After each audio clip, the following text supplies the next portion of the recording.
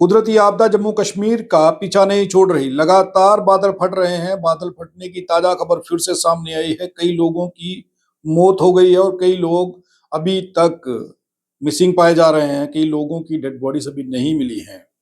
आखिर ये बादल फटने की घटनाएं कब थमेंगी और इसके साथ निपटने के लिए सरकार की क्या तैयारियां हैं? क्यों लोगों को बचाने में, लोगों तक राहत सामग्री पहुंचाने में इतना समय लग रहा है? क्या तैयारियां हैं सरकार की? इस सब पर चर्चा करने के लिए आज इस वक्त हमारे स्टूडियो में मौजूद हैं वरिष्ठ पत्रकार सुधीर कुमार। सुधीर साहब, क्या तैयारी है सरकार की? सरकार किस तरीके से लोगों के पास राहत सामग्री पहुंचाएगी और कैसे उन लोगों को मदद पहुंचेगी? देखो संसार जी, सबसे पहला ये है कि मेट्रोलॉजी डिपार्टमेंट ने सरकार को और जनता को पहले से ही चेताया है कि ये जो मौसम है ये दोबारा से खराब होने वाला था।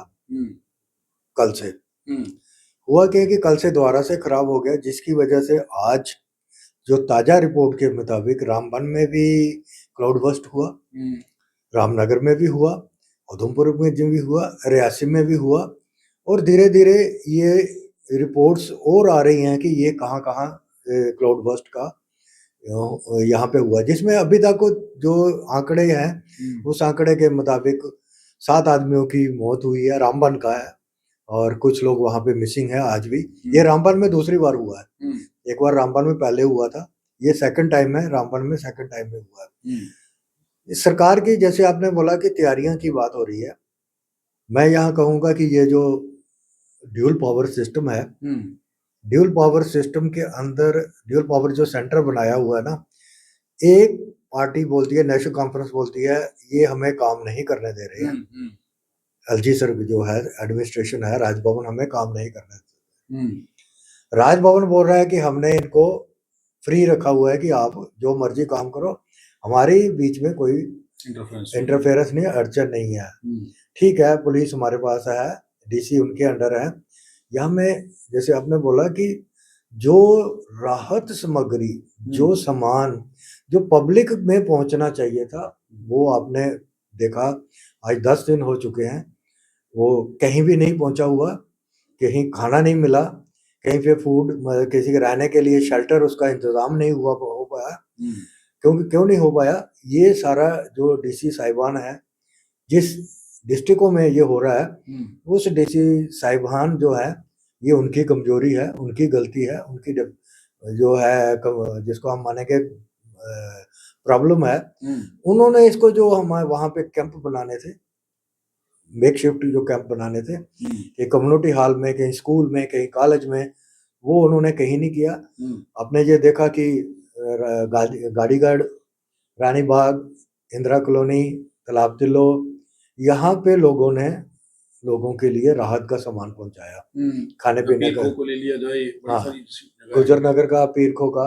और लोगों ने ये किया है कि जो एक बैंक टाइप का होता है ना, बैंक पुराने कपड़ों का, वो कहा है कि जिन जिन लोगों के पास पुराने कपड़े हैं, या पुराने जिनके पास ब्लैंकेट हैं, कंबल है, चादर है, बच्चों के कपड़े हैं, बूढ़ों के कपड़े हैं, किसी भी टाइप के कपड़े हैं, वो हमें यहाँ डिपॉजिट करा दे, हमारे पास रखें, हम लोगों तक पहुंचाएं। जो लोग इस आपदा से पीड़ित हैं उनके तक पहुंचाएं। ये सही बात है कि जिनके घर वहां से उजड़े हुए हैं, उनके पास ना ही कोई खाने की कोई चीज है, ना कपड़े के पहनने के, वो बेचारे काफी मुसीबत में हैं, और उनकी मदद करना। जब सरकार हमारे जो है वो आगे नहीं आ रही है, सरकार दोनों जो पावर सेंटर है उसमें फंसी हुई है, तो जनता जो है उनको सामने आना चाहिए, जितनी मदद हो सके इन लोगों की मदद हमें करनी चाहिए। देखिए, जनता, मानवता को देखते हुए लोग एक दूसरे की मदद कर रहे हैं, आप कह रहे हैं, लेकिन सरकार अपनी जिम्मेदारी से क्यों भाग रही है? चाहे वो सेंटर की हो, चाहे वो स्टेट की हो, या यूटी की जगह यूटी की हो। यहाँ पर ये सवाल उठता है कि सरकार को क्या बंदोबस्त कर लेने चाहिए थे? पता था, ये पहले से चेतावनी थी कि ये सब होने वाला है, तो बंदोबस्त क्यों नहीं किए गए? अब एक दूसरे पर लांछन लगाने से या एक दूसरे पर कीचड़ उछालने से क्या होगा? देखो, सरकार का जो है ये एक दूसरे पे जो ब्लेम गेम ही इसको हम कहते हैं, वो दोनों पे ये मौका नहीं है। हम्म, पहली बात है कि ये मौका नहीं है एक दूसरे पे ब्लेम लगा कटाक्ष करने का, जो ये मौका नहीं है। हम्म, अभी जो जनता को इमीडिएटली राहत चाहिए थी हम्म, वो पहुंचा, जनता तक पहुंचनी चाहिए थी, हम्म, वो नहीं पहुंची। मुझे एक चीज बड़ा यहाँ अफसोस होता है कि आज 10 दिन हो चुके हैं, केंद्र सरकार ने यहाँ पे जो एक पैकेज आना चाहिए था, राहत के लिए पैकेज होना चाहिए था, वो आज तक यहाँ पे हमारे जम्मू के लिए अनाउंस नहीं हो पाया, ताकि जो पैकेज जिन लोगों के मकान बह गए हैं, जिन लोगों के नुकसान हुआ है, नुकसान जानवर बह गए हैं, जिन लोगों का मकान का टूट चुके हैं या कुछ जो भी उनका इससे बीच में नुकसान हुआ, सरकार उसकी भरपाई उस पैकेज के अंदर कर पाए। ये केंद्र सरकार को बड़ा जरूरी करना चाहिए था कि इमीडिएटली जम्मू के लिए वो पैकेज जम्मू के लिए अनाउंस करना चाहिए था। यहाँ मुझे एक और चीज आपको संसार जी बाद में याद आती है, सबने देखा, हमने सरकार ने टू पावर सिस्टम की बात कर रहा हूँ, सरकार ने स्कूल कॉलेज ऑफिस बंद कर दिए पूरे जम्मू कश्मीर में, जम्मू रीजन में बंद कर दिए। स्कॉस्ट यूनिवर्सिटी आरएसपुरा वो कैसे फंक्शन कर रही थी? स्कॉस्ट यूनिवर्सिटी जब सरकार ने छुट्टी की कि ये जो इमरजेंसी की देख के वेदर की जो इंक्लाइंड वेदर की वजह से वहां पे छुट्टी कर दी, ऑफिस भी वहां पे लोगों ने ऑफिस उस दिन नहीं गए, तो सवाल ये उठता है कि उसके चांसलर एलजी साहब बोलते हैं कि हमने कोई प्रॉब्लम नहीं, हमारे एंड से कोई भी नहीं है। मेरा सवाल सीधा सीधा एलजी साहब से है, आप चांसलर हो स्कॉस्ट यूनिवर्सिटी के, तो स्कॉस्ट यूनिवर्सिटी का बीसी उसने गवर्नमेंट की जो डायरेक्शन थी, गवर्नमेंट के ऑर्डर थे छुट्टी के, उसने क्यों नहीं माने, और क्यों उसने जो बच्चे और जो स्टाफ था उनकी जिंदगी के साथ इतना बड़ा खेल किया उस दिन। वो बच्चे पानी के अंदर रहे और पेड़ों के सहारे खड़े रहे, और बीसी साहब वहां पे यूनिवर्सिटी पे, जो हमारी इंफॉर्मेशन है, बीसी साहब यूनिवर्सिटी में नहीं थे, और लोगों ने जो स्थानीय लोग थे ना वहां पे, उन्होंने उन बच्चों को निकाला। उसके बाद में वहां पे जो एसडीआरएफ की टीम गई, उन्होंने मदद की। ये ब्लेम गेम के बीच में जो एक रियलिटी है ना, उस रियलिटी की मैं बात कर रहा हूँ, जो असली शो है ये बीच में। बहुत ऐसी जगह हुआ, पाईतीर्थी में हुआ, पाईतीर्थी में भी कोई जो लोगों को मिलना चाहिए था, राहत मिलनी चाहिए थी, नहीं मिली।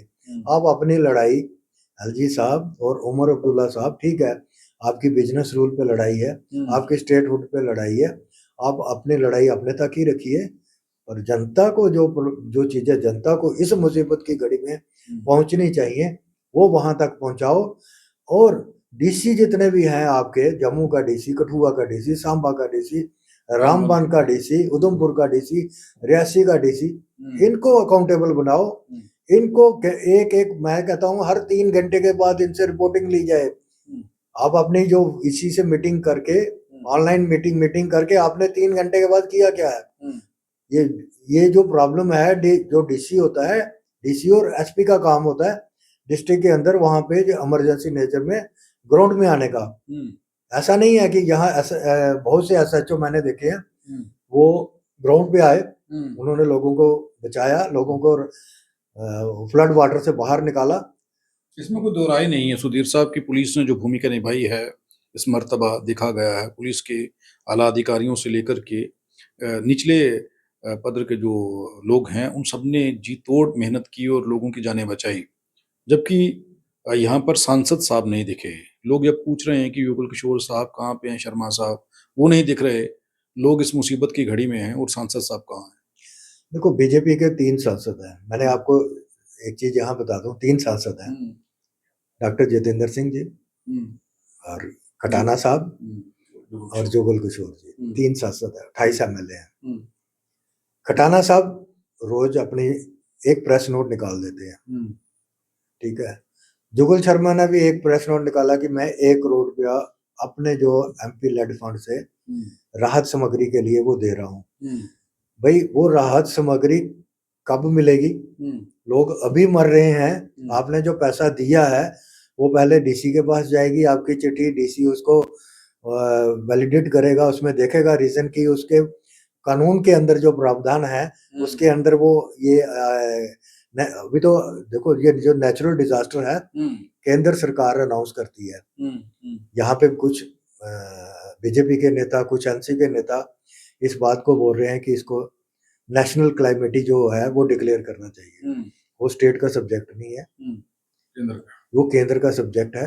केंद्र उसको अनाउंस करेगी, केंद्र डिक्लेयर करेगी, तो होम मिनिस्ट्री डिक्लेयर करती है, वो करेगी तभी जाके यहाँ पे इसको नेचुरल क्लाइमेटी उस कैटेगरी में इसको डाला जाएगा।